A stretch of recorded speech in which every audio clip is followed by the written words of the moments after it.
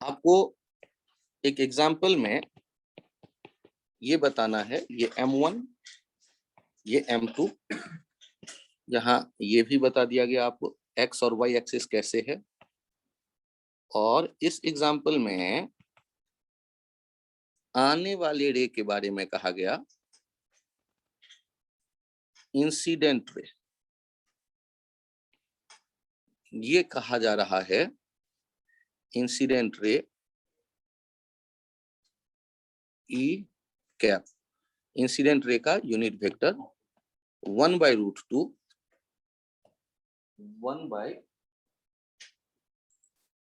1/√2 minus आई cap minus 1/√2 जे cap. तो आपको ये ऐसे जाते दिख रहा है दो परपेंडिकुलर मिरर्स होने पे।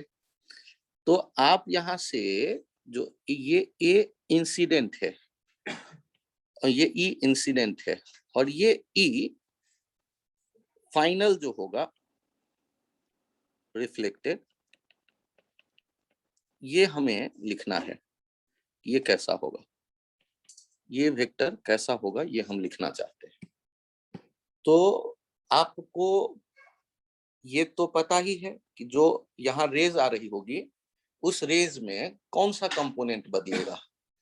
एक्स जो पैरेलल है वो तो बदलेगा नहीं, वाई वाला जस्ट अपोजिट हो जाता है। तो यदि यहाँ पर E2 हम लिखते हैं तो E2 कैप कैसे लिखा जाएगा। E2 कैप लिखा जाएगा, जो आने वाला था उसको चेक करिए, -1/√2 आई, ये तो रहेगा ही, ये तो रहेगा ही। बदलेगा कौन, y वाला, नीचे से जस्ट ऊपर की तरफ हो जाता है, तो ये +1/√2 जे कैप हो जाएगा। और ये E2 आपने कैसे लिखा, तो पहले आपके पास क्या था, तो आपने पहले देखा था E इंसिडेंट। E इंसिडेंट आपने देखा था, ये क्या था, -1/√2 आई कैप -1/√2 जे कैप। एक्स और नेगेटिव एक्स एक्सिस और नेगेटिव वाई, दो कंपोनेंट की तरह फील करो ना वेक्टर्स को। तो जो रिफ्लेक्टेड वेक्टर्स है उसमें एक तो नेगेटिव कंपोनेंट आएगा एक्स वाला, वाई वाला पॉजिटिव कंपोनेंट हो जाएगा, तो प्लस जे कैप। अब चलो, अब ये इसे जो कहते हैं ई फाइनल वाला कैसे लिखेंगे उनको देखो। नॉर्मल के डायरेक्शन वाला ही बदलेगा, तो नॉर्मल वाई एक्स के पैरेलल है तो एक्स वाला बदलेगा, वाई वाला नहीं बदलेगा। तो E2 से जब आप ये ई फाइनल लिखने वाले हैं वो कैसे लिखेंगे, तो एक्स वाला बदल गया +1/√2 आई कैप, और ये y वाला जैसा था वैसा ही रहेगा। एक तो सोचने का ये रास्ता है, एक तो सोचने का ये रास्ता है, और दूसरा हम क्या जानते हैं, when when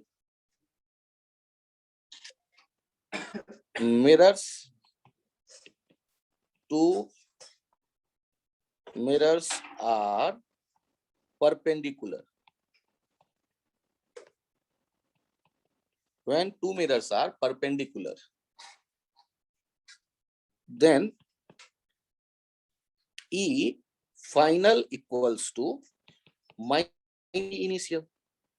क्योंकि डेल्टा नेट कितना होता है, डेल्टा नेट होता है 180 डिग्री। और 180 डिग्री का क्या मतलब, जैसा वेक्टर आ रहा था जाने वाला जस्ट अपोजिट, तो माइनस से मल्टीप्लाई कर दो, तो हेंस ई फाइनल कितना आप लिख दोगे, +1/√2 आई कैप +1/√2 जे कैप।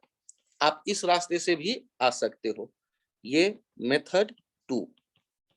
सर आप गलत बात है, एक तो वेक्टर पढ़ाते हो और वो भी उसको कहीं भी यूज करने लगते हो, तो थोड़ा सा देख लो, ज्यादा मत यूज करो। मतलब ऐसा कुछ मुश्किल नहीं है, एक्स और वाई कंपोनेंट को ही तो फॉलो कर रहे हैं, नॉर्मल के डायरेक्शन वाला नहीं बदल रहा है, सॉरी नॉर्मल के डायरेक्शन वाला बदल रहा है, मिरर के पैरेलल वाला वेक्टर नहीं बदल रहा जब भी रिफ्लेक्शन हो रहा है। तो क्या ये वेक्टर्स का थोड़ा सा फील आ रहा है, 90 डिग्री पे जब दो मिरर होते हैं और तब जब रिफ्लेक्शन होगा तो हम क्या देखते हैं, 180 डिग्री पे मुड़ जाती है रेस। तो यहाँ उस आइडिया को हम लोगों ने फॉलो होते देखा। इंसिडेंट आपने रे कहा है, unit vector in direction of incident ray. टोपी वाला वेक्टर होता है ना, तो अब ये कुछ तो नाम देंगे, A B C D F G H E दे दिया, कोई खास ऐसा नहीं। ठीक, यदि ये समझ में आया हो तो बढ़िया, कंफ्यूजन हो तो पूछें एक बार। लक्षिता, ये समझ में आया? अनुष्का, इसमें यदि लग रहा हो कोई पॉइंट कंफ्यूजिंग, दो तरह से देखा, एक एक रिफ्लेक्शन के बाद, और एक बार हमने सीधे। आप यदि थोड़ा सा प्रैक्टिस करना चाहते हैं, इसको चेक कर लीजिए। ये है y, ये है x, यही है मिरर।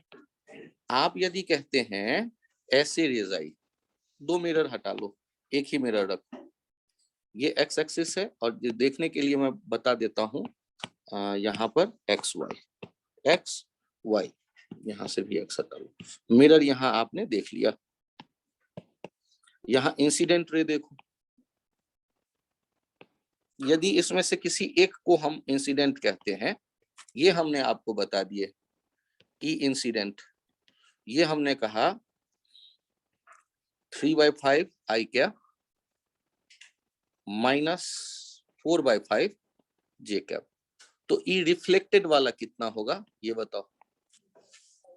तो यहाँ ई रिफ्लेक्टेड पूछा गया आपसे, इस जगह ई रिफ्लेक्टेड पूछा गया है, तो सॉल्व करते वक्त हमें क्या करना चाहिए? सर बस प्लस आ जाएगा 4/5 में। तो इसमें बदलेगा कौन? नॉर्मल किसके डायरेक्शन में है? वाई के डायरेक्शन में। तो वाई वाले का डायरेक्शन जो है जस्ट अपोजिट हो जाएगा, एक्स वाले में कोई चेंज नहीं होगा। तो ई रिफ्लेक्टेड क्या हो जाएगा? ये आई वाला तो जैसा है वैसे ही रखो, और वो प्लस हो जाएगा 4/5 जे कैप। क्या ये आइडिया क्लियर है? और सिंपल आइडिया है, कोई बड़ा काम नहीं। लेकिन ये कि सर वेक्टर आ गया अब मैं नहीं कुछ करूंगा, ऐसा नहीं, सिंपल लॉजिक है, आया वाई वाला बदलेगा, एक्स वाला नहीं बदलेगा।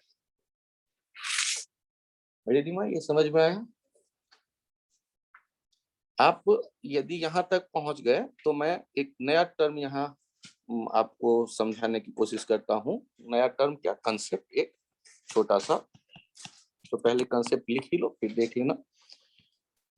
व्हेन वी रोटेट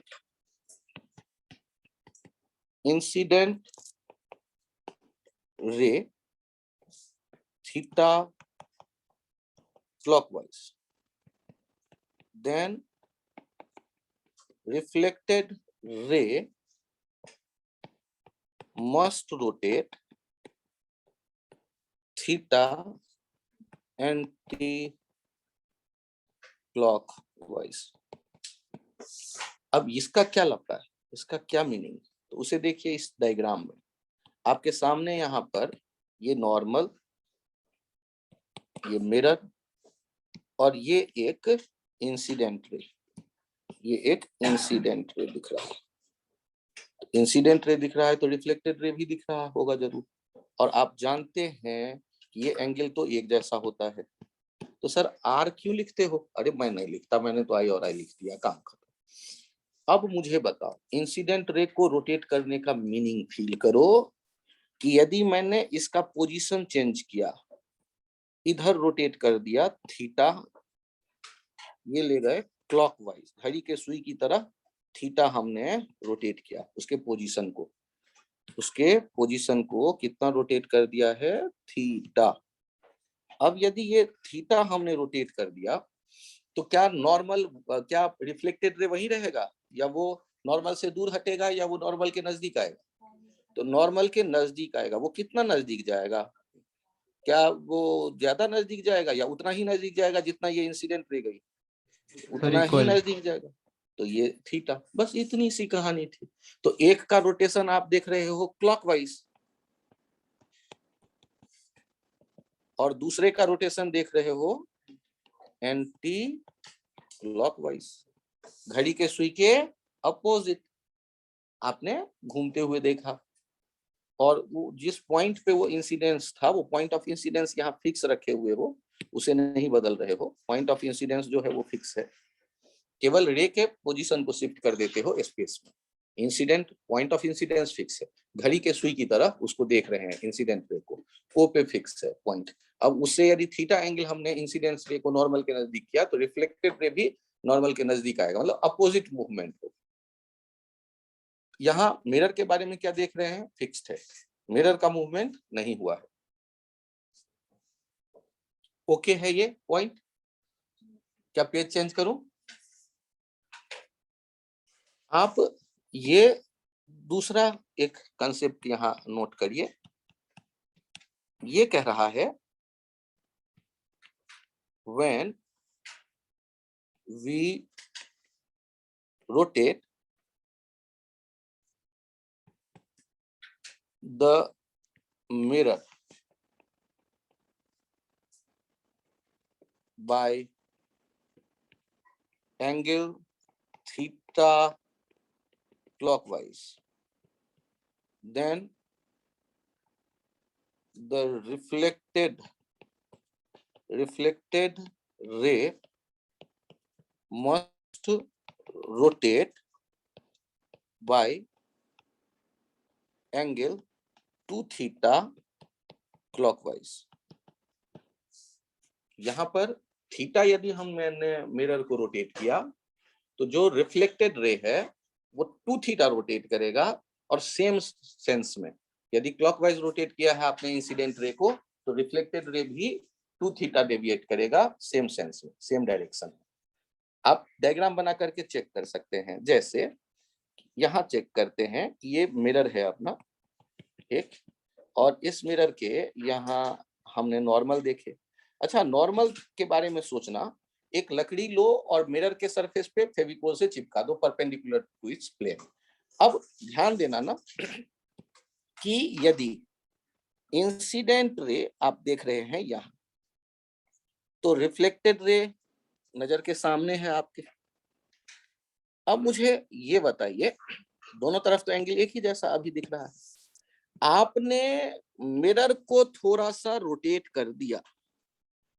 यदि मिरर को रोटेट कर दिया, पॉइंट ऑफ इंसिडेंस नहीं बदल रहे, तो मिरर को कितना रोटेट होते देखा यहाँ, थीटा, थीटा, और कैसे, क्लॉकवाइज। तो मिरर को यदि हमने थीटा रोटेट किया तो क्या नॉर्मल वही रहेगा, या नॉर्मल में कुछ चेंजेज आप फील कर रहे हो? तो नॉर्मल कितना मूव कर गया होगा, तो वो भी थीटा मूव कर गया होगा। क्यों? क्योंकि जितना मिरर पे तो चिपका हुआ नॉर्मल, जितना मिरर रोटेट कर दोगे, 90 डिग्री रोटेट कर दो मिरर, देखना ना नॉर्मल भी 90 डिग्री रोटेट कर जाएगा, तो थीटा रोटेट कर गया। अब मुझे ये बताओ कि जो नया वाला नॉर्मल है उससे कितना एंगल बना रहा है इंसिडेंट रे, आई प्लस थीटा। तो जो रिफ्लेक्टेड रे होगा वो नया वाला से कितना एंगल बनाएगा, तो नया वाले से बनाएगा आई प्लस थीटा, नए वाले नॉर्मल से बनाएगा। ध्यान दीजिएगा, ये नए वाले नॉर्मल से यहां तक देखते हैं, और नए वाले नॉर्मल से यहां तक देखेंगे, तो ये दिखेगा नए वाले नॉर्मल से आई प्लस थीटा, आई प्लस थीटा। तो नया वाला जो रिफ्लेक्टेड रे जा रहा है उसके बारे में सोचो। नया वाला रिफ्लेक्टेड रे लेके जा रहे हैं, अब नया ये यहां से कहीं से गया, तो ये न्यू। अब ये नया जो रिफ्लेक्टेड रे है, अब वो डेविएशन हमें देखना है पहले वाले से और नए वाले से बीच में, यहाँ कितना एंगल बना, इसको ढूंढना है हमें, ये कितना डेविएट किया है। तो पुराने वाले नॉर्मल से कितना एंगल है ये बताओ तो, इसका पुराने वाले नॉर्मल से इसका कितना एंगल है, पुराने वाले नॉर्मल से, ब्लैक वाले नॉर्मल से नए वाले इसका, हाँ ध्यान से देखिएगा, थीटा प्लस आई प्लस थीटा, ये नया वाला, और पुराना वाला जो रिफ्लेक्टेड था उसका कितना एंगल था, आई। तो इनमें से इसको घटा लो, तो ये कितने का डेविएशन दिखा रहा है, 2 थीटा। मतलब ये कितना डेविएट हो गया, 2 थीटा। मतलब यदि मिरर को आप 5 डिग्री रोटेट करोगे तो रिफ्लेक्टेड रे 10 डिग्री रोटेट हो जाएगा। यदि मिरर को 2 रेडियन पर सेकंड से घुमा रहे हो तो रिफ्लेक्टेड रे 4 रेडियन पर सेकंड से सेम डायरेक्शन में घूम रहा होगा। इसमें यदि कोई कंफ्यूजन है तो बताओ। ये पॉइंट ओके? तो यहां हम लोगों ने रोटेशन का सिंपल इफेक्ट देख लिया। क्या इस डायग्राम को एक बार और एक्सप्लेन करूं अनुष्का? विशाल बालक। तो ये यदि लगे अपने को कि समझ में आया तो बड़ी अच्छी बात है, तो फिर हम आगे बढ़ सकते हैं। मैथमेटिक्स तो थोड़ा बहुत सबको आता है, और dy बाई डी एक्स निकालना, y बराबर t, अरे इंटीग्रेशन डिफरेंशिएशन कुछ पढ़ा कि नहीं पढ़ा? बहुत बढ़िया। अब यहाँ पर देखो क्या हो रहा है कि एक मिरर है, ठीक है, और मिरर से एक खास डिस्टेंस पे, मिरर से d फिक्स डिस्टेंस है, और यहाँ पर एक वर्टिकल वॉल है, वर्टिकल वॉल।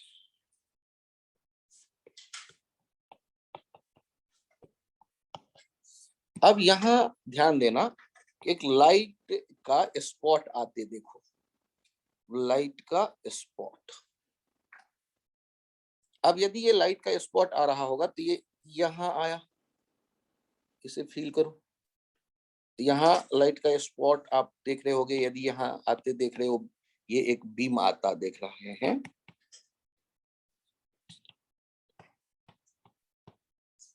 और यहाँ पर है मिरर, और ये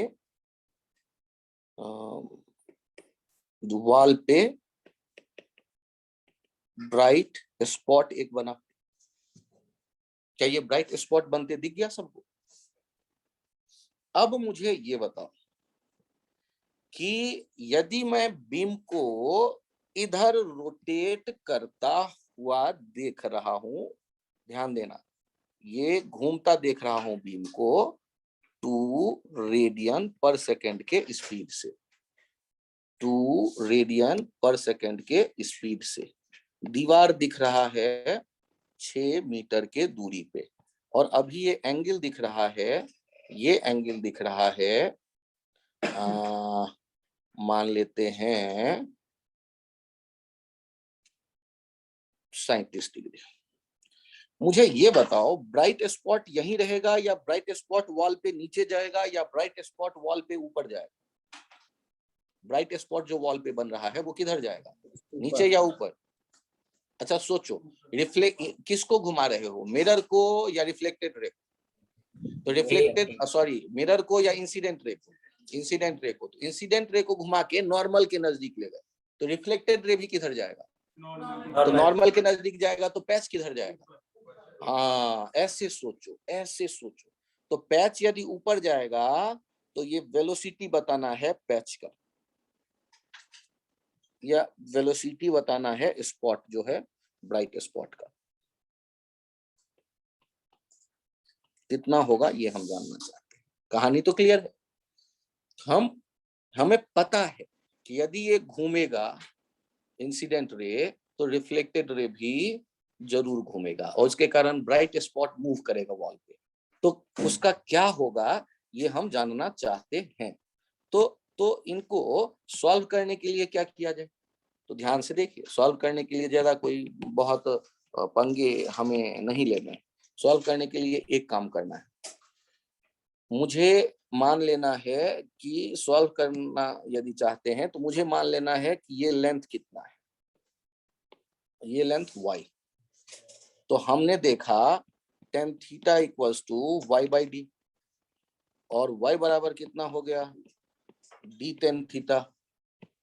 तो dy बाई डी टी क्या हो जाएगा, d sec square theta d theta by d t. और मुझे ये बताओ रिफ्लेक्टेड रे का ओमेगा कितना होगा, यही ना d theta by d T. अरे जितना से घूम रहा होगा इंसिडेंट, उतने ही से अपोजिट डायरेक्शन में घूम रहा होगा रिफ्लेक्टेड। तो मुझे ये बताओ ये ओमेगा और ये D theta by d T एक जैसे है या नहीं है? ये D theta by d t और ओमेगा एक जैसे है ना अमाउंट वाइज, पक्का ना? अभी भी थोड़ा टेंशन है। और यदि इक्वल आपके समझ में आ रहा है तो अब d y by d t को क्या लिख सकते हैं हम लोग, d y by d t को लिख सकते हैं भी, d y by d t को लिखा जा सकता है भी, मैथमेटिक्स इतना आप सब जानते हैं। तो ये भी बराबर कितना आ गया, d sec square theta omega, d के बदले है 6, सेक स्क्वायर थीटा हो जाता है 37, 37 हो गया 4/5 5/4 का स्क्वायर, और इनटू ओमेगा, ओमेगा कितना आ गया है 2, तो ये हो गया 12 25 75/4 मीटर पर सेकेंड। अब ये रे ऑप्टिक्स का क्वेश्चन है कि फिजिक्स का क्वेश्चन है कि मैथ्स का क्वेश्चन है, आप डिसाइड करो। लेकिन ये सारे आइडियाज आपके पास हैं। एक छोटा सा लाइट मैंने फिजिक्स का बताया कि इंसिडेंट रे मुड़ेंगे तो रिफ्लेक्टेड रे मुड़ेगी, बाकी तो फिर मिक्स किया गया है आइडिया। तो ये होता है कि ब्रेन के एक कोने में मैथ्स पड़ा हुआ है, आपके दूसरे कोने में रिफ्लेक्टेड रे का आइडिया, तो दोनों को इकट्ठा कर लो ना, तो क्वेश्चन प्यारे प्यारे बन जाएंगे। क्या ये पॉइंट क्लियर है? आपने इंसिडेंट रे को, और ऐसा नहीं है कि ये छोटे छोटे पॉइंट्स आईआईटी नहीं यूज करता है, यूज कर देता है कहीं भी, है तो एक छोटा सा पॉइंट, आपको ये अंदाजा ही नहीं है कि इंसिडेंट रे घुमाने पे रिफ्लेक्टेड का क्या करोगे, तो फिर तो फंस जाएगा क्वेश्चन। और यदि इसके बदले मिरर घूमता तो जिधर मिरर घूमता यदि क्लॉकवाइज, तो इंसिडेंट रिफ्लेक्टेड रे भी क्लॉकवाइज घूमती, लेकिन डबल एंगुलर वेलोसिटी से। नहीं समझ में आया? यदि कौन घूमता, यदि मिरर घूमता तो रिफ्लेक्टेड रे डबल स्पीड से वो घूम जाती, लफड़े वहां और ज्यादा होते। तो ये आइडिया आप सेट कर सकते हैं थोड़े कोशिश से। इसमें यदि कोई कंफ्यूजन हो तो बताओ। यहां तक ओके? पेज चेंज करूं क्या?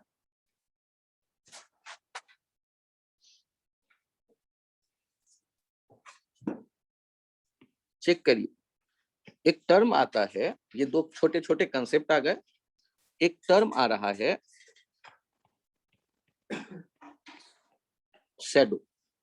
अब इसमें एक एग्जांपल देखिए पहले, यहां पर है एक लैंप पोस्ट। तो लैंप पोस्ट तो आपके दिमाग में आ ही गया कि यहाँ फिलिप्स का 60 वाट का बल्ब जल रहा है एक,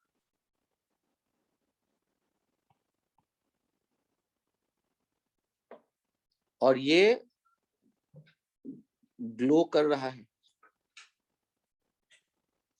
ऑब्वियस है कि लैंप पोस्ट ग्लो कर रहा है तो रात में ही ग्लो कर आपने ऑन किया होगा, और आप यहाँ कहीं खड़े हैं।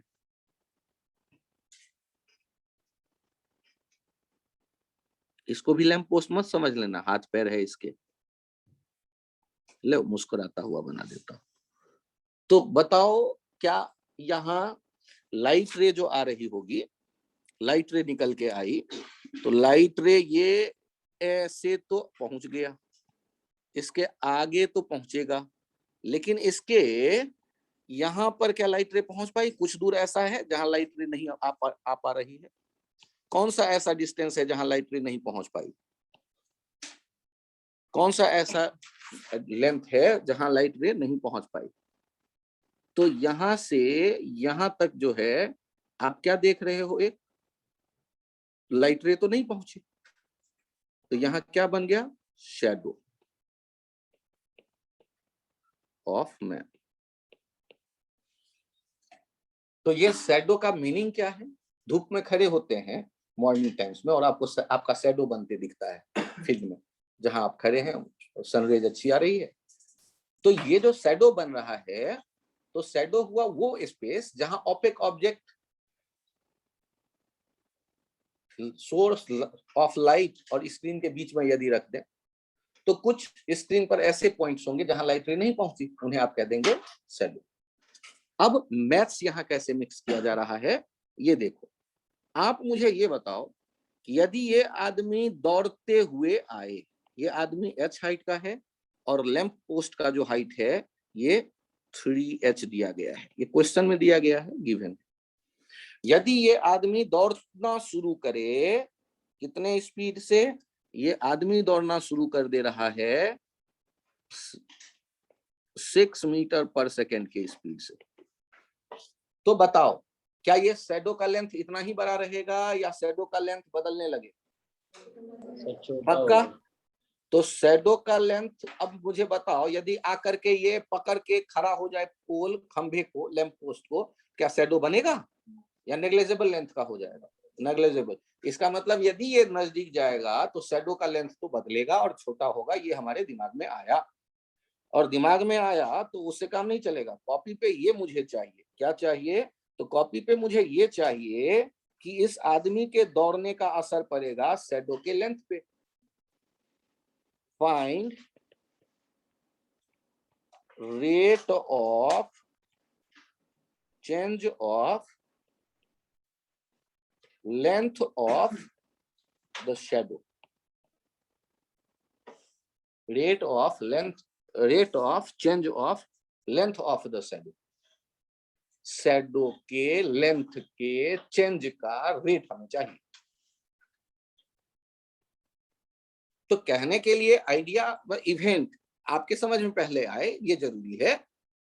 और उसके बाद और कोई बहुत आइडिया नहीं चाहिए। मुझे ट्रिग्नोमेट्री चाहिए क्लास 8 तक का, ज्योमेट्री का आइडिया होना चाहिए क्लास 8 तक का, मेरा काम बढ़ जाए।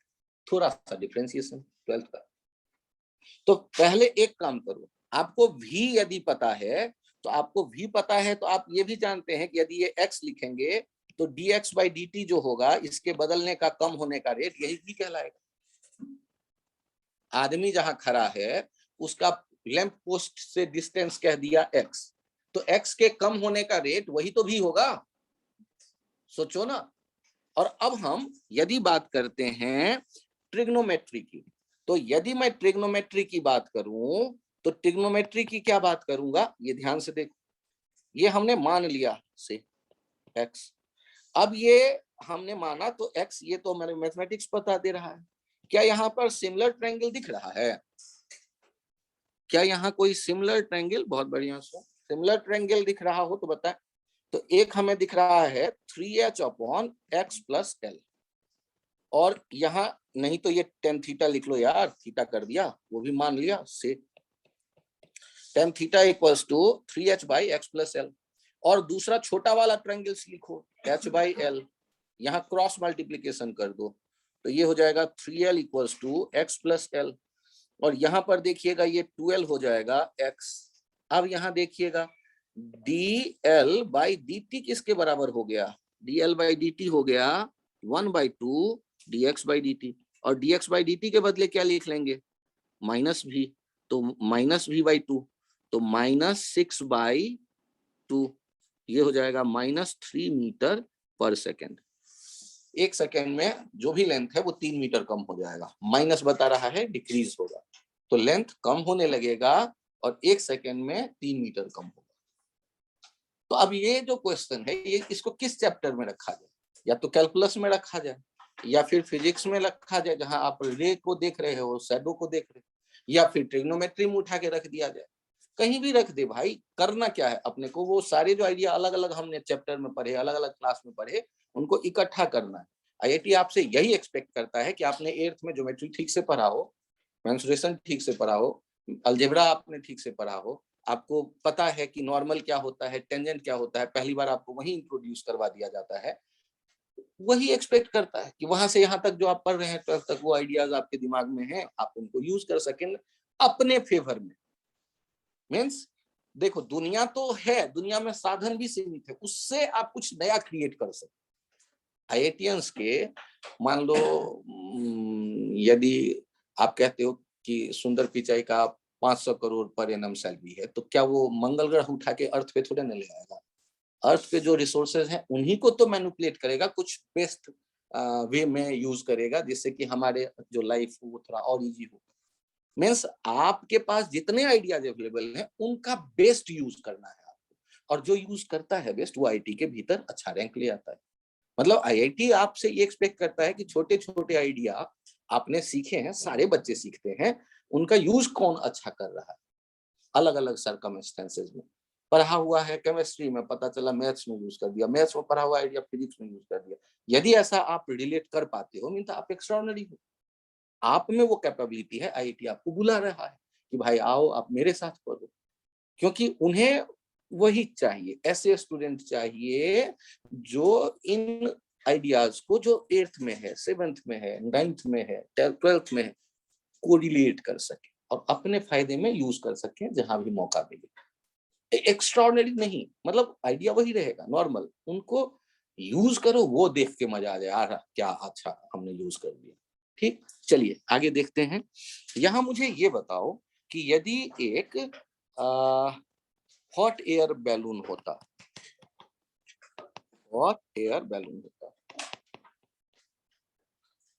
और हॉट एयर बैलून के नीचे एक ग्लोइंग बल्ब होता, ग्लोइंग बल्ब, और ये बैलून जा रहा होता ऊपर की तरफ 6 मीटर पर सेकेंड से, और ये ग्राउंड से कितने ऊपर है बल्ब? तो ग्राउंड से ये ऊपर है y और या h, ये ग्राउंड से कितना ऊपर है h, और यहाँ जो एक इंसान है ये है हाइट h/4, और हॉट एयर बैलून ऊपर मूव कर रहा है, उसके नीचे में रख है ग्लोइंग बल्ब। तो बल्ब यदि है तो बल्ब से तो आते हुए रेज देखोगे आप, और यहाँ नीचे देख रहे हैं ग्राउंड।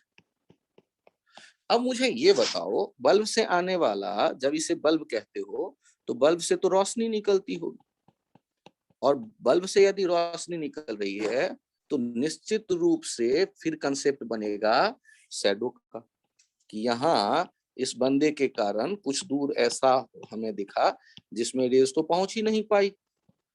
आगे तो रेज गई, आगे हर एक जगह गई, लेकिन यहाँ हमने देखा कुछ ऐसे जहां नहीं पहुंच पाई। अब मुझे बताओ, शैडो क्या आप लोगों को मिल गया? शैडो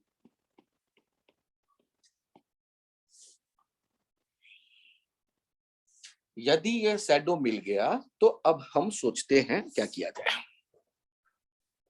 मुझे ये बताओ, बल्ब के ऊपर जाने के कारण हॉट एयर बैलून के साथ क्या लग रहा है आपको? क्या शैडो का लेंथ उतना ही बड़ा रहेगा या बदलना चाहिए? आराम से सोचो, मुझे भी नहीं पता है, मैंने तो बस ऐसे ही क्वेश्चन बनाया। तो यदि ऊपर बढ़ेगा तो शैडो का लेंथ कम होगा। अब वही मुझे बताना है फिर से, find rate of change of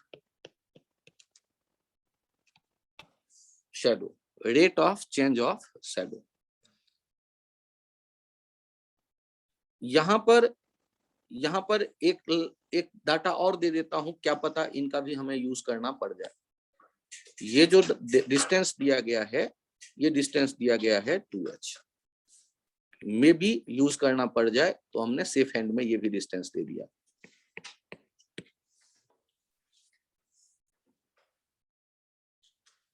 तो यदि नहीं यूज करना पड़ा तो अच्छी बात, और यूज करना पड़ा तो फिर तो यूज करना ही पड़ेगा।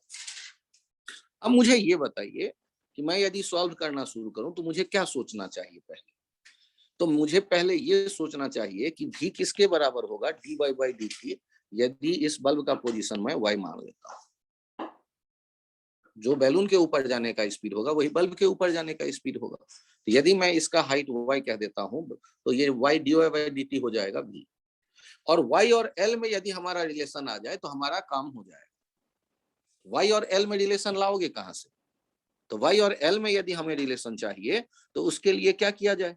तो y और l में रिलेशन चाहिए, यहाँ इस ये जो पहले h लिखा हुआ है उस पर अभी ध्यान मत देना, उसे मुझे हो सकता है क्योंकि वो वेरिएबल है ना, तो h बोलना वहां ठीक नहीं रहेगा क्योंकि वो वेरी कर रहा है हाइट। ये यदि 2h मैंने बैलून के वर्टिकल लाइन से डिस्टेंस लिया है तो वो चल सकता है। अभी एक काम करते हैं, पुराने रास्ते को फॉलो करते हैं और हम ढूंढ रहे हैं या अरे दे अनडू करने का कुछ है, पता नहीं, लिख ही देता हूँ फिर से। एक ही ग्राउंड ही तो गायब हुआ है केवल।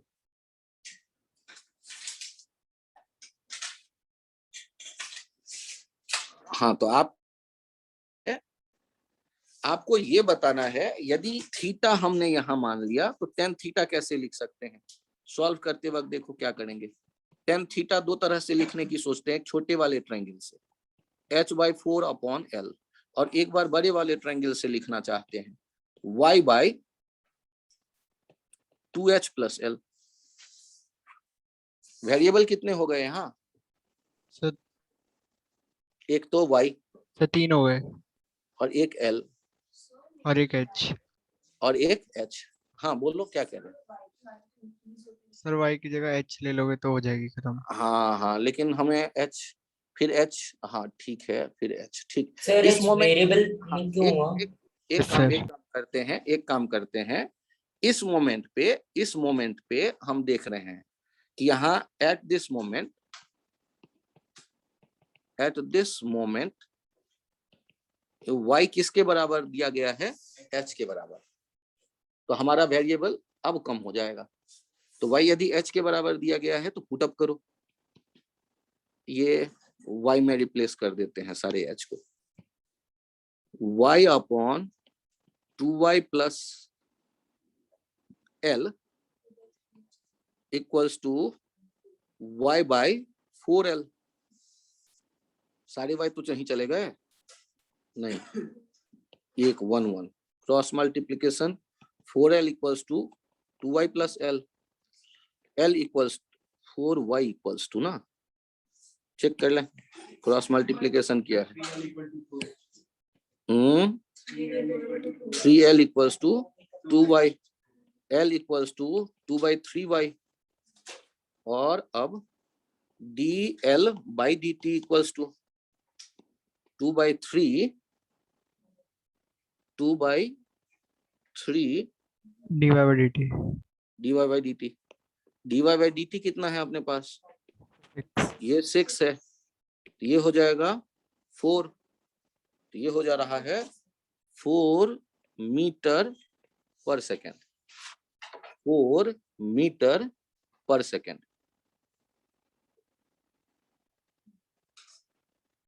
अब एक बार देख लेना प्लस माइनस का कुछ लफड़ा होता है। सर हाँ सर माइनस कहाँ? dl बाई dt नहीं होना चाहिए क्योंकि कम हो रही है ना वो तो शैडो। अरे माइनस dl बाई dt तो ठीक, अभी लफड़ा क्या है, dl बाई dt का वैल्यू माइनस हमें दिख रहा है, ऊपर से चेक करना पड़ेगा कि माइनस कहाँ से आए। मैं जबरदस्ती माइनस थोड़ी ना रख दूंगा अभी, ठीक है। Okay sir. अमाउंट वाइज तो ये आपके है 4 मीटर पर सेकेंड एट दिस मोमेंट। ये और कॉम्प्लिकेटेड कब हो जाएगा?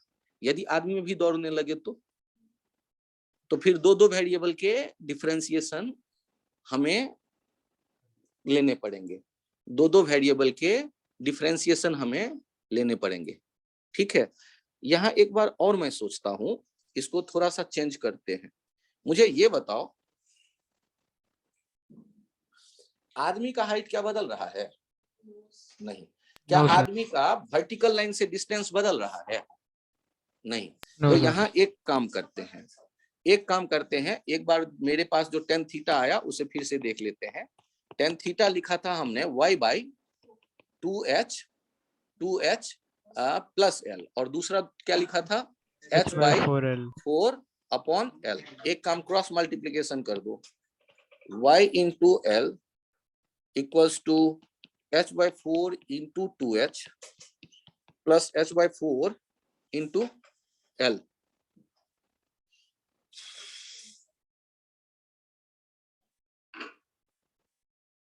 ये 2h फिक्स है, h फिक्स है, ये l वाला जो कहानी है वो बदल सकता है।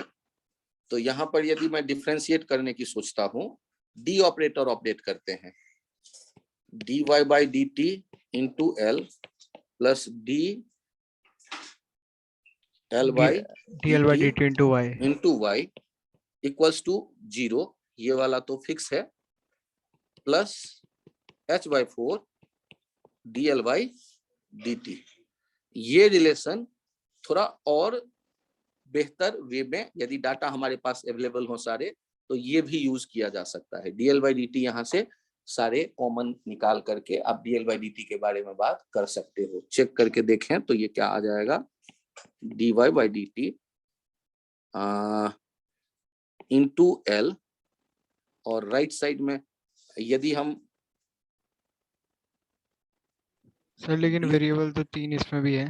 हाँ वेट करो, ये हम लिख सकते हैं माइनस के साथ, और लेफ्ट साइड में आ गए dl by dt y minus h by 4, और यहां से ये हमें मिल जाएगा dl by dt का value dy by dt into L upon y minus h by 4।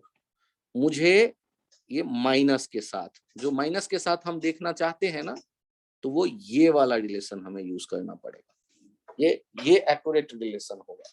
अब इसमें कहानी क्या बन रही है कि अब हम रिप्लेस करें। अब यदि हमें मौका मिल रहा है, एल हमारे पास अवेलेबल हो, उस मोमेंट का दिया गया होना चाहिए, एल पता होना चाहिए, वाई का वैल्यू पता होना चाहिए उस मोमेंट का, तो हमें ये वैल्यू एग्जैक्ट मिल जाएगा नेगेटिव के साथ। y को l से कैसे रिप्लेस करते हैं? हाँ, अब रिप्लेस कर सकते हैं, अब यहाँ आके, पहले नहीं। क्योंकि पहले जो था ना, इंसान का हाइट डिफरेंशिएशन में वो 0 हो जाता, और वो जो इंसान के पोजीशन से वर्टिकल लाइन था बैलून के मूवमेंट का, वो डिस्टेंस भी फिक्स है, तो डिफरेंशिएशन में वो भी 0 हो जाएगा। तो हम एक स्टेप आगे बढ़े, क्योंकि सबको यदि हम y कह देते पहले, तो डिफरेंशिएशन में फिर वो नहीं पार्टिसिपेट कर पा रहे हैं, तो बेहतर ये रास्ता होगा। इससे पॉजिटिव क्यों आएगा ये बताओ। अब देखो तो L तुम्हारा वैल्यू होगा एक न्यूमेरिक, dy by dt तुम्हारा पॉजिटिव वैल्यू होगा, y जो है वो h by 4 से बड़ा है, ये तो नेगेटिव आएगा। ऊपर जाएगा वो वैल्यू, तो सर v डिक्रीज करेगा से नहीं मतलब है भाई। y के बारे में बताओ, y का क्या होगा? तो y इंक्रीज होगा तो dy by dt क्या होगा? तो dy by dt पॉजिटिव हुआ, L पॉजिटिव है, y h से बड़ा है, और तो आपके सारे वैल्यू यहाँ पॉजिटिव देंगे, एक पीछे माइनस साइन आएगा। तो एग्जैक्ट कैलकुलेशन के लिए ऐसे क्वेश्चन फ्रेम किया जा सकता है। तो यहाँ ये रास्ता हमें चुनना पड़ेगा। तो यहाँ इवन वेरिएबल के नाम अलग रखने पड़ेंगे, या लास्ट तक कैरी करना पड़ेगा अलग अलग। बाद में आप चाहें तो y के बदले वो वैल्यू रखिए। यहाँ ये बेहतर होगा कि L का भी वैल्यू हमें h के फॉर्म में पहले शुरू का दिया गया हो, तभी हम न्यूमेरिक बता पाएंगे। जैसे L का भी वैल्यू h के बराबर दे दे, मतलब ऐसा रहा हो, या एंगल थीटा का वैल्यू हमारे पास हो, तो भी हमारा काम हो जाएगा। थीटा का वैल्यू रहेगा तो L निकल आएगा, L और H का रिलेशन आ गया, Y और H का रिलेशन शुरू में हमारे पास है, तो यहाँ सारे डाटा रख दो और न्यूमेरिक वैल्यू निकाल के चले आओ। और जब तक वो नहीं है तब तक इसी फॉर्मेट में हम रुके रहेंगे, ये होगा एक्यूरेट। क्योंकि पिछले वाले में जब माइनस नहीं आया तो मुझे लगा कि कुछ मिस कर गए।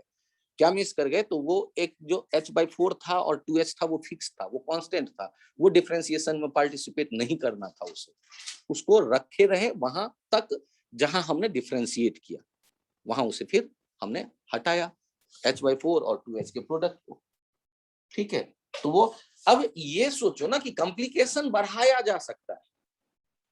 पहले केवल बेसिक्स हमने समझ लिया कि शैडो बनता कैसे है, और ट्रिग्नोमेट्री पता है, थोड़ा सा हमें डिफरेंशिएशन आता है, उन सबको मिक्स किया हमने। नेक्स्ट अगले पेज पे आइए।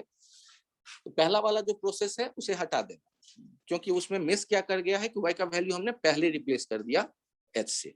तो पहला प्रोसेस मीन्स कौन सा, मैं पेज पे आके दिखाऊं आपको। तो ये वाला जो प्रोसेस था ना, यहां तक का ठीक था। एट दिस मोमेंट वाला जो रास्ता है ना, इनको कट कर, कि वहां हम अभी नहीं हटाएं, क्योंकि जो सारे h हैं वो वेरिएबल नहीं, h by 4 और 2h जो है वो फिक्स्ड है, वो फिक्स्ड क्वांटिटीज है, और y बदलने वाला है। लास्ट में जाके आप चेंज कर सकते हैं, y के बदले h रख सकते हैं, और l के बदले के लिए ये थीटा गिवन होना चाहिए कोई एंगल, 30 डिग्री, 40 डिग्री, 37 डिग्री, जो भी 45 डिग्री, जो जिससे भी हम कर सकें, या l का वैल्यू ही दे दे उस मोमेंट का। नेक्स्ट एक टर्म समझिए,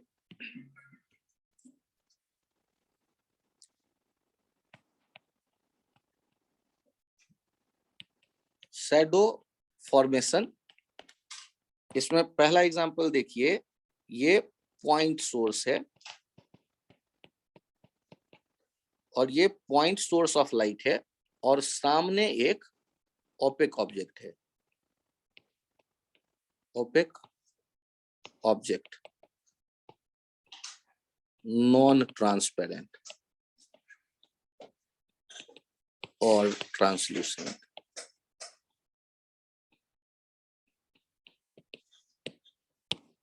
ये ट्रांसल्यूसेंट नहीं है, ट्रांसपेरेंट नहीं है। ओपेक कहते हैं जिनसे लाइट रे इधर से उधर ना जाए।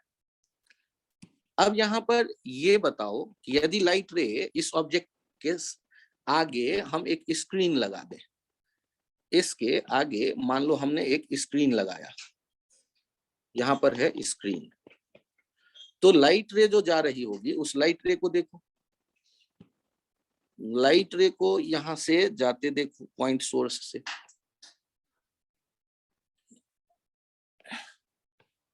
काले रंग का लग रहा था कोयला, उसमें से रे कैसे आएगा, तो मैंने जलाया, लाल रंग का आप देखो चलता हुआ कोयला, उससे लाइट रे आ रही है। तो लाइट रे आई तो, लेकिन इस ऑब्जेक्ट ने रोक दिया, तो इसका मतलब है कि यहाँ जो स्क्रीन होगा, स्क्रीन पे यहाँ पर लाइट रे तो नहीं पहुंची होगी, तो यहाँ तो ब्लैक स्पॉट होगा। यहाँ जो ब्लैक स्पॉट होगा इसे हम कहेंगे शैडो।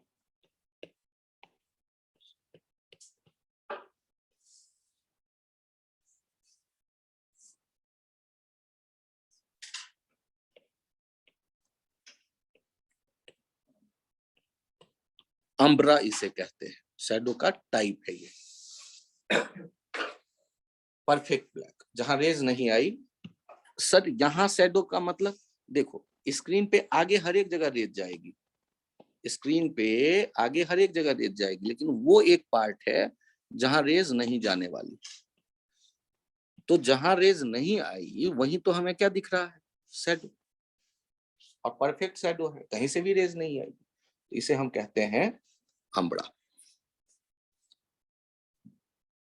पेज चेंज करें। यदि ऐसा हो कि लाइन सोर्स हो, यदि ऐसा हो कि लाइन सोर्स हो, ये है लाइन सोर्स।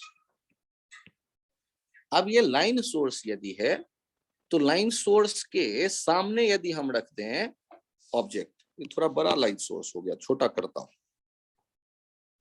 लाइन सोर्स जो है और उसके सामने रख दे रहे हैं ऑब्जेक्ट,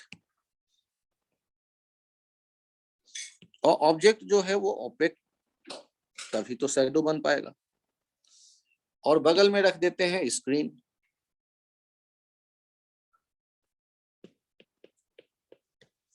अब लाइन सोर्स से लाइट के दो एक्सट्रीम पॉइंट पे आकर के सोचो, ये ऐसे जाते हुए देखो लाइट को, और एक ऐसे आते हुए देखो लाइट को,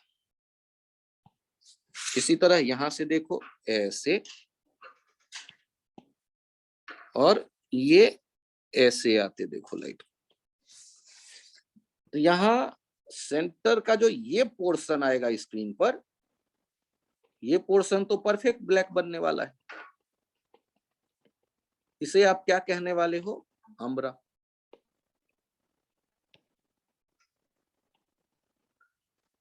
और आप गौर करो, एक और पोर्शन बन रहा है शैडो का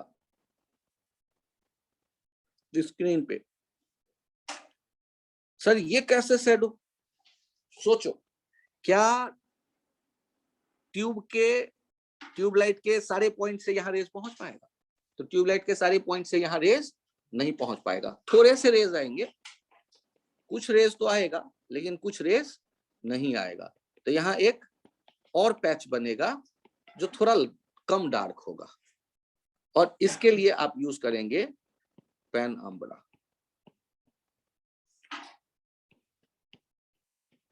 less dark shadow,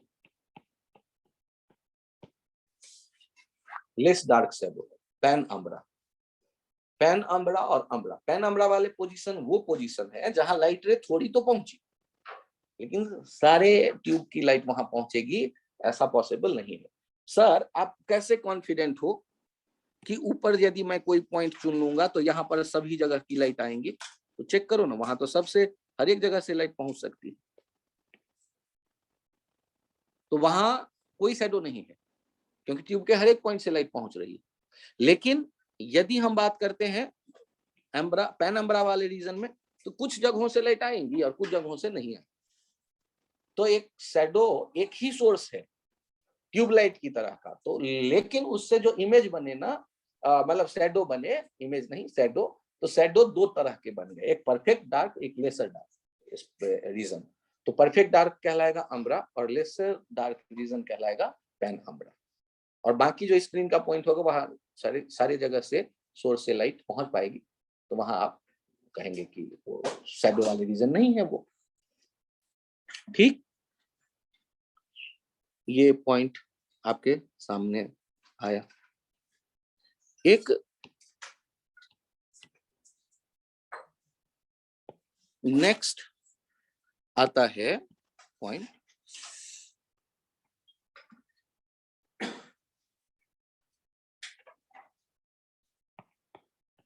image formation of point object by plane mirror. आप यदि किसी मिरर के सामने एक बल्ब रखते हैं,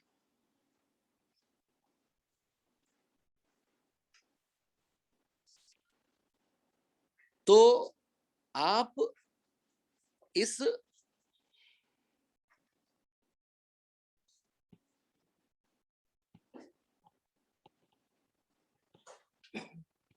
जलता हुआ बल्ब रख दिया आपने,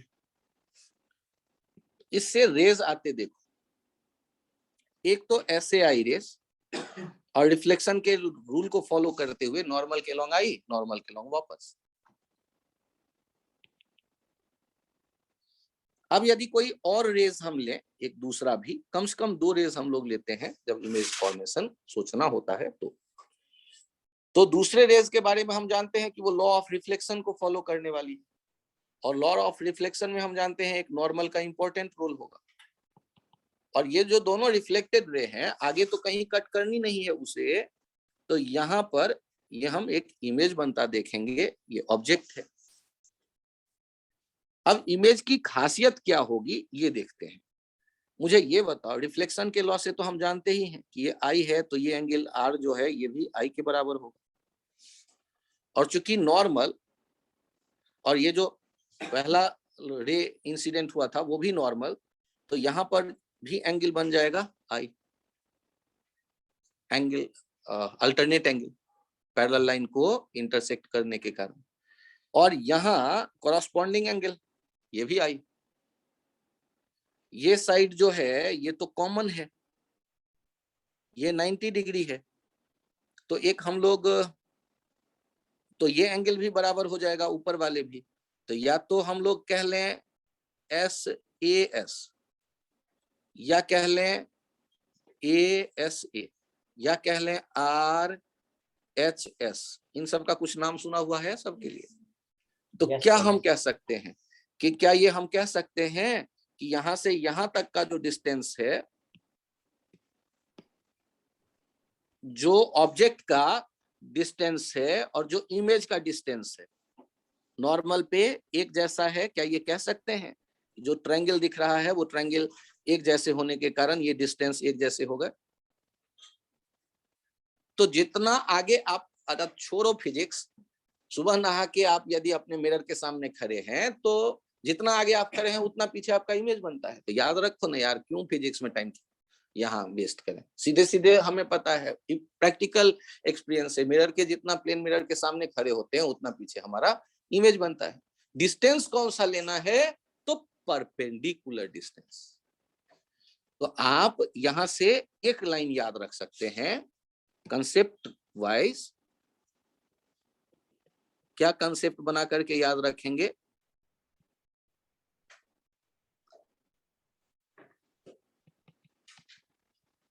distance of object and image.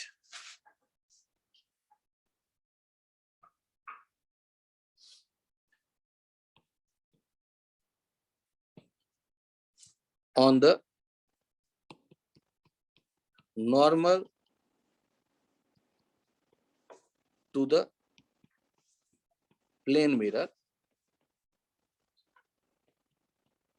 और कहां से, कॉमा देके, from the mirror.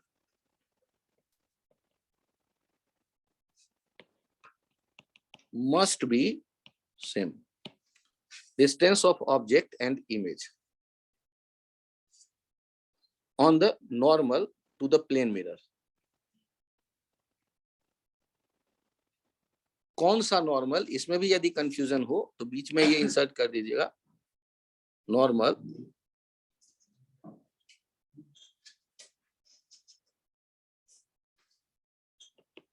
Line joining O and I. Point object है ना, पॉइंट इमेज है, उनको ज्वाइन करेंगे और यदि वो नॉर्मल है, उस नॉर्मल पे जितना आगे ऑब्जेक्ट है उतना ही पीछे इमेज होगा। एक तो डायग्राम दिख रहा है और दो डायग्राम से और इसे क्लियर कर ले, लैंग्वेज भले ही बाद में और करेक्ट कर ले। आइडिया इंपॉर्टेंट है कि इमेज जो बन रहा है, यहां चेक कर लीजिए और बेहतर। यदि ऐसा होता कि मिरर ऐसे है और यहां पर ऑब्जेक्ट है, तो यहां पर ऑब्जेक्ट है तो इसका इमेज कहां बनेगा? तो आपको इमेज बनाना है तो क्या करिए, पहले परपेंडिकुलर ड्रॉ करिए, normal line, normal to the mirror, और जितना आगे ऑब्जेक्ट है उतना ही पीछे इमेज बना दीजिए, काम खत्म। जितना आगे ऑब्जेक्ट है उतने ही पीछे इमेज बनेगा। तो सर आप रे डायग्राम नहीं बनाएंगे? देखो कितना शानदार रे डायग्राम मैं बनाने वाला हूं। अब यहां से मैं जितना भी मर्जी रे खींच लूं, जितना भी मर्जी मैं रे खींच लूं, इन सब रे को रिफ्लेक्ट होकर कहां से आता हुआ दिखाऊंगा? उसी आई वाले पॉइंट से। मैं नॉर्मल अब नहीं बनाऊंगा, एक बार बना के मैं समझ गया था। कितना भी रे खींचोगे वो सारे रे कहां से आते दिखाओगे? आई से। तो रे डायग्राम से इमेज नहीं अब डिसाइड करेंगे, प्लेन मिरर में इमेज हम पहले डिसाइड कर लेंगे, रे डायग्राम बाद में बनाएंगे। और इमेज कहां होगा? नॉर्मल। नॉर्मल पे जितना आगे ऑब्जेक्ट होगा पॉइंट वाला उतना ही पीछे इमेज होगा। तो आप रे डायग्राम से इमेज मत बनाइए, इमेज पहले बनाइए, रे डायग्राम उसके बाद बनाइए। ठीक है? कि कहीं भी ऑब्जेक्ट है तो, और एक बार में एक पॉइंट का ही इमेज सोचिए, पूरे ऑब्जेक्ट का मत सोचिएगा। सर मैं तो मिरर के सामने जब भी खड़ा होता हूं और मुझे अपना पूरा इमेज दिखता है तो मेरे कान, नाक, आंख सबकी तो एक बार में इमेज बनता है, भले ही बने। लेकिन आप जब रे डायग्राम के हिसाब से सोचना चाहते हैं तो अलग अलग पॉइंट के बारे में सोचिए, एक एक पॉइंट का इमेज सोचिए। सर इसको एक्सप्लेन करो थोड़ा सा। चलो मैं एक्सप्लेन करता हूं। यदि आपके सामने ये आ जाए, मिरर ऐसे 45 डिग्री पे मिरर इंक्लाइंड है एक्स और वाई दोनों एक्सिस से,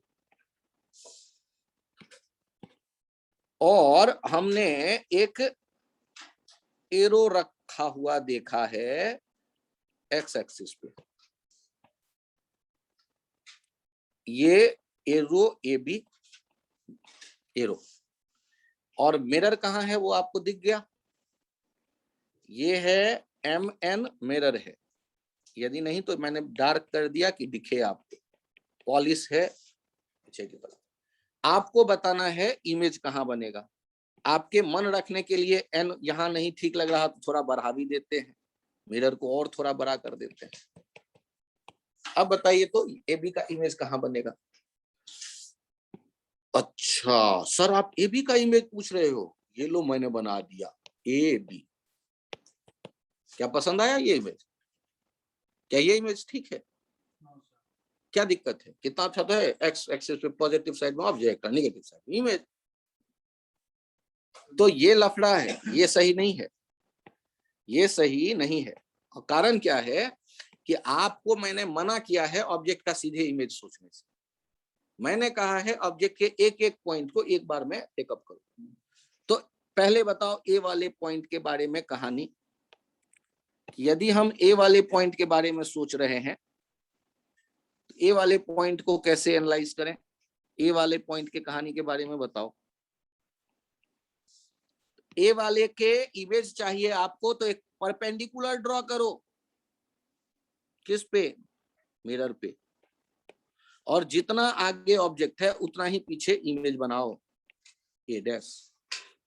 सर आप वाई एक्सिस पे कैसे पहुंच गए? अरे भाई 45 डिग्री का एंगल दोनों तरफ है, तो सिमेट्री से वाई पे ही तो पहुंचेंगे, जितना आगे थे उतना पीछे जाने के लिए। अब मुझे ये बता दो कि बी का क्या करूं? हाँ सर उसका भी परपेंडिकुलर। नॉर्मल वाली। अच्छा आप लास्ट वाला फिर से समझाऊं? हो गया। बी के लिए नॉर्मल करूं, ये आइडिया आप दे रहे हैं, बहुत बढ़िया। तो बी पे नॉर्मल के लिए हम लोगों को फिर क्या करना पड़ेगा? तो बी वाला पॉइंट लिया और मिरर पे उससे नॉर्मल 90 डिग्री वाली लाइन खींची। 90 डिग्री वाली लाइन, जितना आगे उतना ही पीछे। और देखो वो सिमेट्री के कारण, और आपने जो ए बी का देखा वो एरो ऐसा एरो बन जाएगा। इमेज जो बना वो इमेज ये है। सर इमेज कहां पर? तो ये इमेज बन गया। एरो का इमेज बनाना था, ए बी का इमेज मत बनाने लगना, एरो का इमेज बनाना था। तो आप जब इमेज सोचें तो एक एक पॉइंट को ध्यान में रख के सोचें, एक एक पॉइंट को ध्यान में रख के सोचें। यदि ऐसा नहीं करेंगे तो कहीं ना कहीं गलतियां होंगी। और कंसेप्ट क्या है? प्लेन मिरर का इमेज बनाना है तो प्लेन मिरर पे परपेंडिकुलर ड्रॉ करो ऑब्जेक्ट, पॉइंट ऑब्जेक्ट से, और जितना आगे ऑब्जेक्ट होगा उतना ही पीछे इमेज आप बनता देखोगे। क्या पेज चेंज करूं?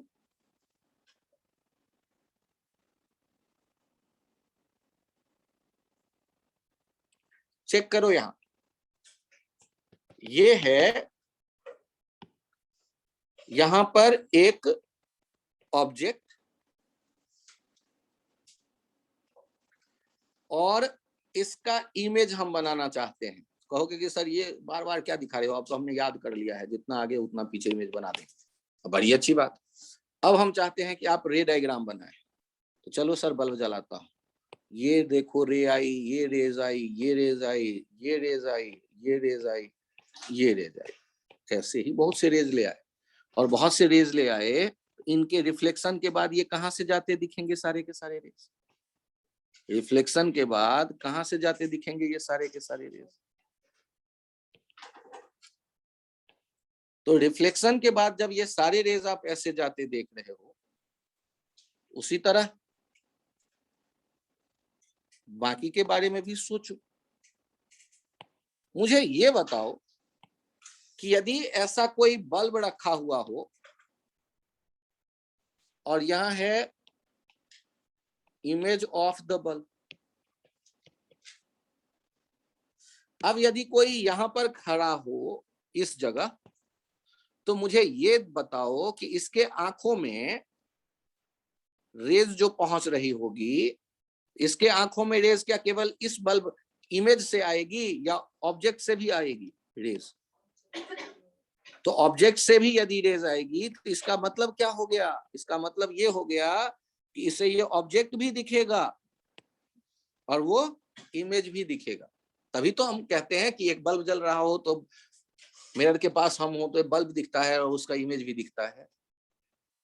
दोनों जगहों से हमारे सामने आंखों तक रेज यदि आई तो हम कहते हैं कि हाँ मुझे विजुअलाइज हुआ, ऑब्जेक्ट भी और इमेज भी। अब सोचिए एक पॉइंट और, क्या मैं यहां खड़ा हो जाऊंगा तो मुझे दिखेगा इमेज मिरर के पीछे जाके? इसका मतलब ये ऐसा एक स्पेस है जहां पर हम खड़े हो मुझे इमेज नहीं दिखेगा, और स्पेस का एक पार्ट वो है 3 डायमेंशन में जहां हम हो तो हमें इमेज दिखेगा। तो यहां एक टर्म इंट्रोड्यूस किया गया इस आइडिया के साथ field of view.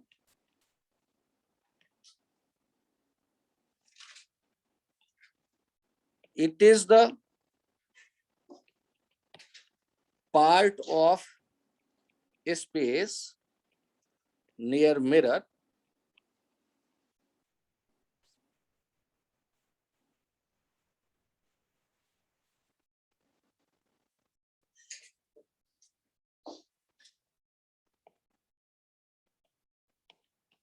where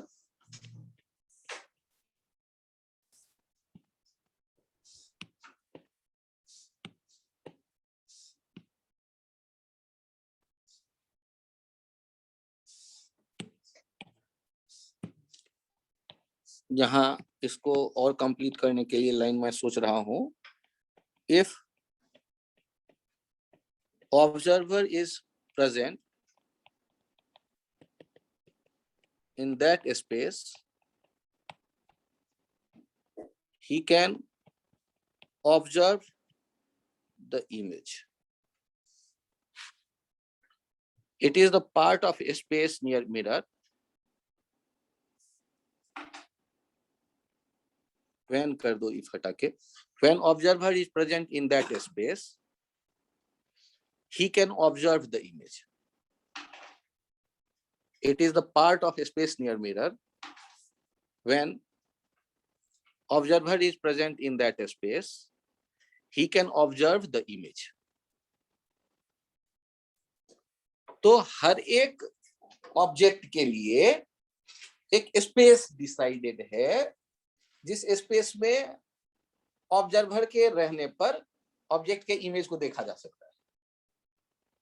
अब यहाँ ये डिसाइड कैसे करेंगे, वो स्पेस कैसे हम लोग चुने, इसकी भी तो कुछ टेक्निक हो कि हम कॉन्फिडेंट हो कि हाँ यहाँ पे होंगे तो दिख जाएगा। तो अभी तो बल्ब जल रहा है तो रिफ्लेक्ट होके जहां जहां रोशनी पहुंचेंगी वहां वहां हम रहे तो हमें दिखेगा इमेज। तो एक काम करिए, उसके लिए एक डायग्राम बनाते हैं जिससे हमें ये पता चल जाएगा कि कहां हम प्रेजेंट हो कि हमें इमेज दिखेगा। देखिए जैसे ये है मिरर MN और यहां है ऑब्जेक्ट,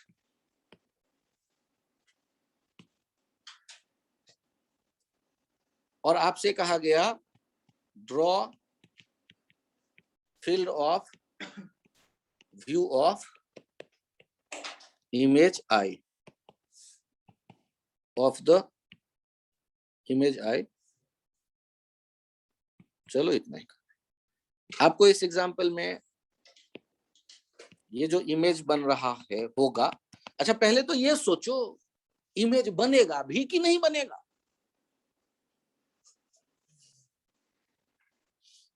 बड़ा टफ आइडिया यार, मिरर तो दिख ही नहीं रहा अगल बगल।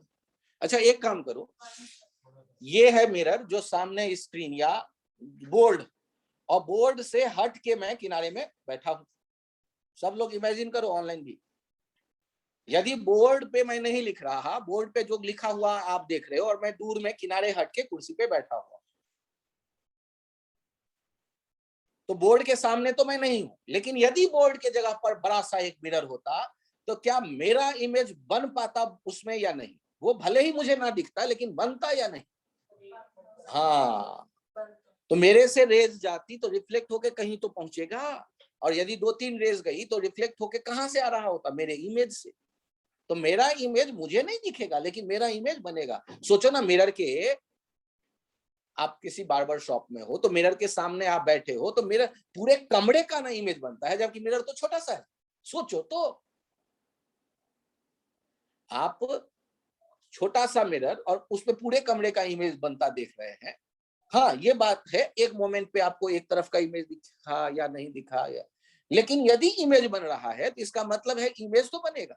अब बनेगा तो कैसे बनेगा? यहां तो मिरर सामने में है ही नहीं। तो क्या करते हैं, पहले मिरर के प्लेन को एक्सटेंड करते हैं इमेज बनाने के लिए। एक्सटेंड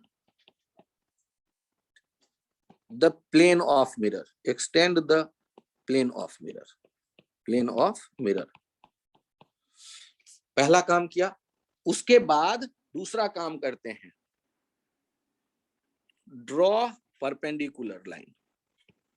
दूसरा स्टेप, परपेंडिकुलर लाइन ड्रॉ किया, और जितना आगे ऑब्जेक्ट है उतना ही पीछे हम इमेज बना लेंगे बिना ज्यादा अकल लगाए।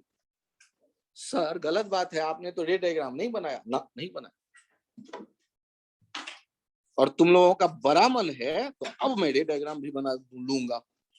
पहला काम तो मैंने ये किया, मिरर के प्लेन को एक्सटेंड कर दिया, ऑब्जेक्ट से उस पर परपेंडिकुलर लाइन ड्रॉ किया, और जितना आगे ऑब्जेक्ट होगा उतना ही पीछे इमेज बनेगा।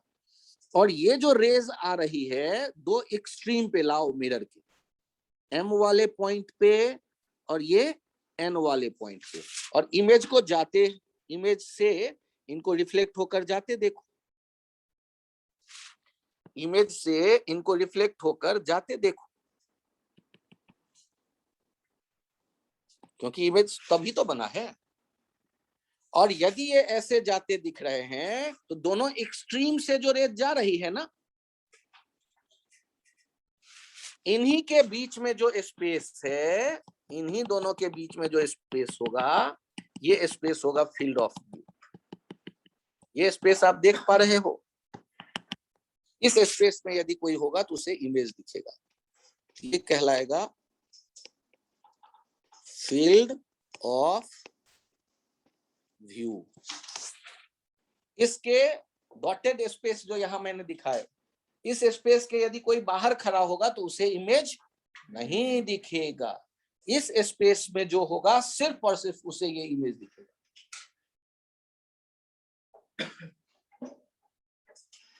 तो फील्ड ऑफ व्यू बनाने के लिए क्या करेंगे, पहले इमेज बनाएंगे। सर इमेज बनाने के लिए क्या करेंगे, रे डायग्राम ना, बेसिक आइडिया, मिरर से जितना आगे होंगे नॉर्मल के लॉ उतना ही पीछे इमेज बनेगा। नॉर्मल सर मिरर तो था ही नहीं ऑब्जेक्ट के बगल में, तो प्लेन एक्सटेंड कर दो। यदि मैं बोर्ड से हट के, व्हाइट बोर्ड से हट के बैठा हूं, लेकिन व्हाइट बोर्ड वाले दीवार से 4 कदम दूरी पे हूं परपेंडिकुलरली, तो मेरा जो इमेज बनेगा उस व्हाइट बोर्ड के बदले यदि वहां मिरर होता प्लेन तो 4 कदम पीछे उस दीवार से, मतलब परपेंडिकुलर डिस्टेंस उस दीवार से, या एक्सटेंडेड प्लेन जो होगा मिरर का, उस प्लेन से परपेंडिकुलर डिस्टेंस मेरा और मेरे इमेज का सेम होगा। क्या ये आइडिया क्लियर है? क्या करेंगे, जरूरी नहीं है कि ऑब्जेक्ट के सामने मिरर हो। तो अब हमने एक और टर्म समझ लिया, फील्ड ऑफ व्यू। और यहां पीछे मैं आऊं तो एक बार ये बताओ मुझे, यहां पर जब मिरर हमने बनाए और दुकान से ब्लैक पेपर खरीद करके लाता हूं और मैंने यहां बीच में इतना दूर कवर कर दिया, तो क्या इमेज बनना बंद हो जाएगा? ऐसे भी सोच के देखो, यदि मैंने इतना दूर कवर कर दिया तो क्या इमेज नहीं बनेगा इस बल्ब का? सोचना थोड़ा, बनेगा या नहीं बनेगा? बनेगा। अच्छा, तो अब ये कवर करने के बजाय यदि मैं इसको तोड़ देता मिरर को बीच से, प्लेन वही रहता मिरर का बाकी, तो क्या 2 इमेज बनता? क्योंकि 2 मिरर मुझे दिखने लगते, बीच का पार्ट काट के मैंने भगा दिया, तो ऊपर एक मिरर नीचे एक मिरर एक ही प्लेन में, तो क्या इस ऑब्जेक्ट के 2 इमेज बनते या एक ही इमेज बनते? एक ही बनते, इमेज एक ही पोजीशन पे बनता, प्लेन एक ही जैसा होता, एक्सटेंडेड, उससे परपेंडिकुलर पीछे। तो ये नहीं कि 2 मिरर हो गए तो 2 इमेज बनना जरूरी है, कंपलसरी है, एक ही इमेज बनेगा, ऐसा भी हो सकता था। देखो चेक करो, इसे फील करो, बीच वाला पार्ट काट के हटा दिया मिरर का, तो क्या 2 इमेज बन जाएगा? एक ही पोजीशन है ना वहां, एक ही इमेज, या तो इधर से दिखेगा या उधर, ऑब्जेक्ट के पास कोई खड़ा होगा तो उसे वो इमेज नहीं दिखेगा। ठीक है, तो ये पॉइंट भी आपको थोड़ा सा समझ में भी आ गया हो। यहां इस बात पे गौर करिए, एक तो टर्म आया फील्ड ऑफ व्यू, और आप में से कई बच्चों को अभी भी ये फील्ड ऑफ व्यू जो है कष्ट दे रहा होगा। मान लो यहां है ऑब्जेक्ट और आपको इसका फील्ड ऑफ व्यू बताना है, कैसे ड्रॉ करोगे फील्ड ऑफ व्यू? अब तो मैंने कुछ आसान कर दिया, सामने दे दिया ऑब्जेक्ट, तो फील्ड ऑफ व्यू कैसे बनाएंगे? इस एग्जांपल में draw field of view of I. तो पहले आई ढूंढो तो सही, आई कैसे ढूंढेंगे? Normal. Perpendicular line, normal 90 degree वाला, जितना आगे ऑब्जेक्ट उतना ही पीछे इमेज। और यदि उतना ही पीछे इमेज, तो यहाँ पर दो एक्सट्रीम पे लाइट रे ले जाओ, एक नीचे का एक्सट्रीम, एक ऊपर वाला एक्सट्रीम, और यहाँ रिफ्लेक्टेड रे लेकर के चले आओ, ऊपर भी रिफ्लेक्टेड रे लेकर के चले जाओ। तो आपको ये जो स्पेस रिफ्लेक्टेड रे के बीच का दिख रहा है, रिफ्लेक्टेड रे के बीच का, उनको डॉट डॉट से फिलअप कर दो, ये जो स्पेस है यही होने वाला है फील्ड ऑफ व्यू। सर कहाँ तक ले जाओगे? अरे जितना जगह है ले जाओ यार, मेरी तो स्क्रीन पे इतना ही था। ये हो जाएगा field of view, field of view. Sorry आप लोगों के थोड़ा सा लेट हो गया क्लास, आज के लिए इतना ही तक। Thank you.